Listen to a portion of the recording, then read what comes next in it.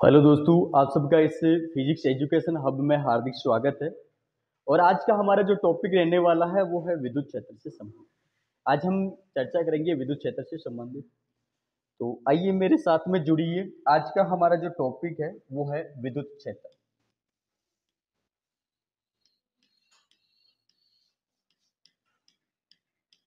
विद्युत क्षेत्र क्या होता है, मैं नॉर्मल आपके सामने लिख रहा हूं।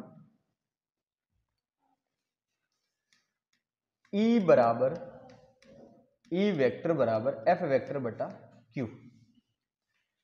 यह है आपके विद्युत क्षेत्र की तीव्रता का सूत्र। ई बराबर ई वेक्टर बराबर एफ वेक्टर बटा क्यू। यह है आपके विद्युत क्षेत्र की तीव्रता का सूत्र। अब हमें जानना है कि विद्युत क्षेत्र कहते किसे। तो मेरे पास कोई एक आवेश है, और आवेश क्या होता है? कोई भी पदार्थ का मूलभूत गुण जिसके कारण चुंबकीय क्षेत्र और विद्युत क्षेत्र उत्पन्न होता है, वो आपका आवेश है। जिसमें आवेश दो प्रकार के होते हैं, एक धनावेश होता है, एक ऋणावेश होता है। और समान प्रकार के आवेश एक दूसरे को क्या करते हैं? प्रतिकर्षित करते हैं, जबकि विपरीत प्रकार के आवेश एक दूसरे को आकर्षित करते हैं। अब इसके बाद में मुझे जानना है विद्युत क्षेत्र के बारे में। तो विद्युत क्षेत्र को जानने के लिए कोई भी आवेश और किसी आवेश के चारों ओर का वह क्षेत्र जिसमें किसी अन्य आवेश को लाने में जितना बल का अनुभव करना पड़ता है, उसे कहा जाता है विद्युत क्षेत्र।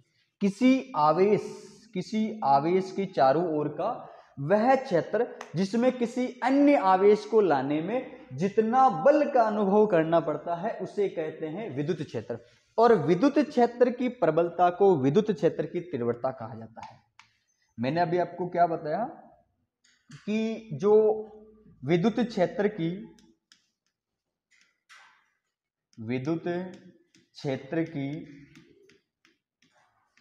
तीव्रता,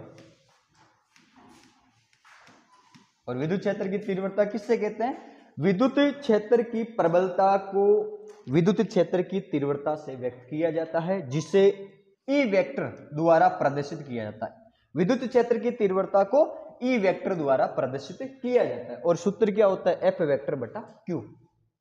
और अगर विद्युत क्षेत्र का मात्रक की बात करूं, विद्युत क्षेत्र की मात्रक की बात करूं, तो इसका मात्रक, विद्युत क्षेत्र का जो मात्रक है वो क्या होगा?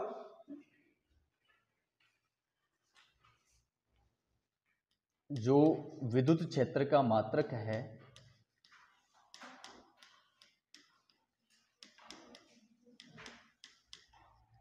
E बराबर क्या आया? ई वेक्टर बराबर एफ वेक्टर बटा क्यू। तो इसका मात्रक हो जाएगा न्यूटन प्रति कूलम। और अगर विमा जानना है तो यहां पे बल की विमा क्या होती है? m1 l1 t-2। और आवेश की विमा क्या होती है?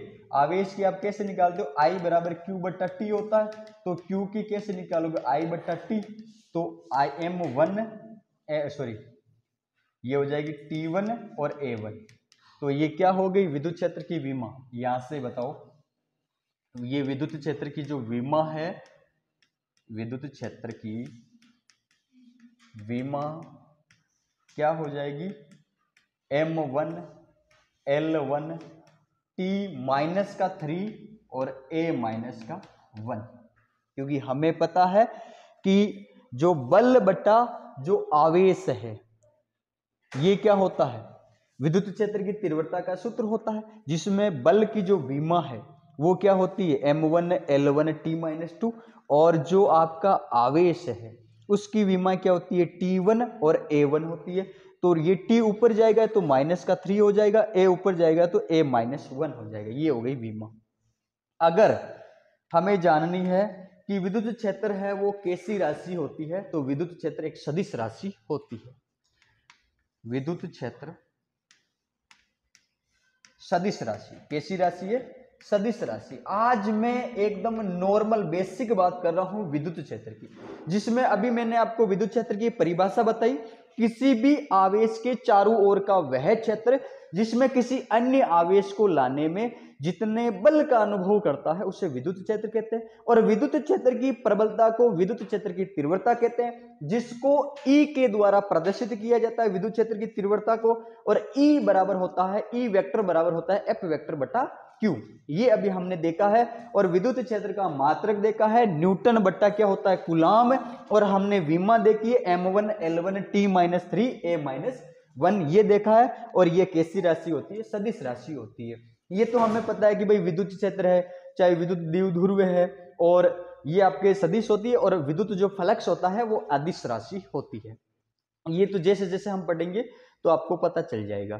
तो यहाँ पर अभी तक हमने विमा के बारे में, मात्रक के बारे में और राशि के बारे में। अब मैं इसकी दिशा के बारे में बात कर रहा हूं। तो एकल धनावेश के लिए, एकल धनावेश के लिए जो विद्युत क्षेत्र की दिशा है, एकल धनावेश के लिए, एकल धनावेश के लिए विद्युत क्षेत्र की दिशा है, विद्युत क्षेत्र की दिशा धनावेश से बाहर की ओर होती है। दिशा धनावेश से बाहर की ओर होती है, बाहर की ओर, बाहर की ओर होती है। कैसे? ये मेरे पास कोई धनावेश है और इसकी दिशा कैसे होती है, ये इस प्रकार से बाहर की ओर होती है। इसकी दिशा बाहर की ओर, इस प्रकार से बता सकते,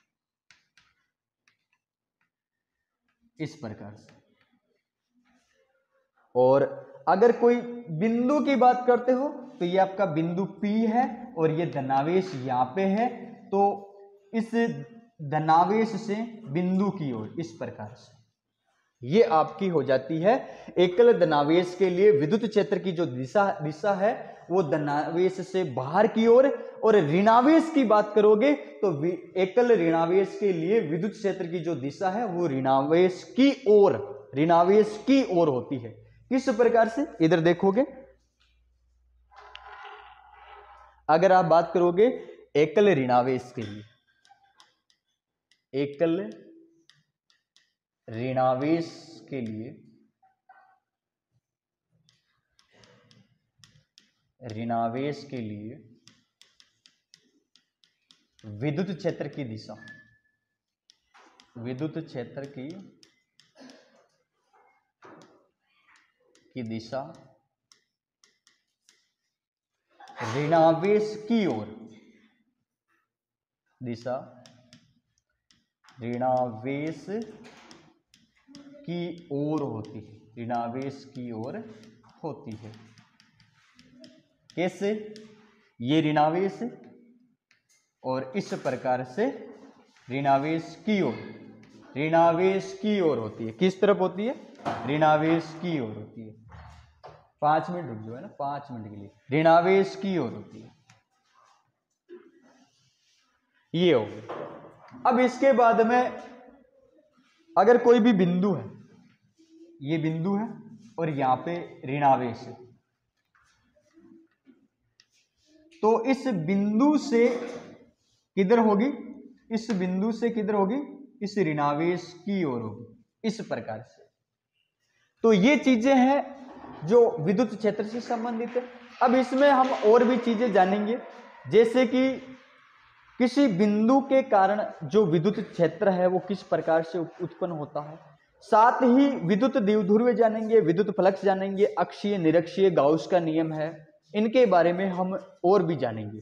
तो आज हमारा विद्युत क्षेत्र से संबंधित जो हमारा टॉपिक था, बेसिक जो जानकारी थी, वो आज मैंने दी आपको। धन्यवाद।